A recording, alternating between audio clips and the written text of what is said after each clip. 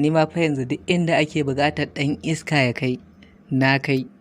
Ka gama ɗora ni a hanya, a halin yanzu na kai. Ina za ka tura ni in ci gaba da wakiltar ka?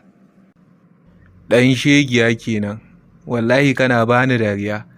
Wai kai banda abinka gani kake yanzu har ka zama wani ɗan iska.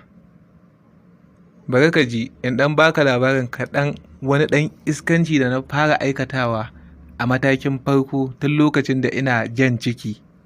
Ban fara rahi ba, ina fa jan ciki bari in fara tafiya. Wata baƙuwa ce ta zo daga Yobe gidanmu. Ta idda gidan kowa harkokin shi yake, wancan na wancan, ga uwata ga yayyena a gidan. Yaro ni fa duka kwana nawa da haihuwa ta jan ciki nake.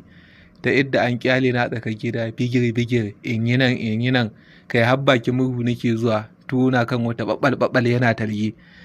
Can na barar da manja, can kalanzir, can na zubar da magi, na haɗa wake da kaza, na yi menene, na ɗebo ɗancan kayan na watsa rijiya, na yi menene. Sai matan nan take cewa inna lillahi wa inna ilaihi raji'un. Ya kuke barin yaro yana zuwa gaban wuta, kuna gani fa tuwo ne a kai, ba ku gudun ya tura dutsen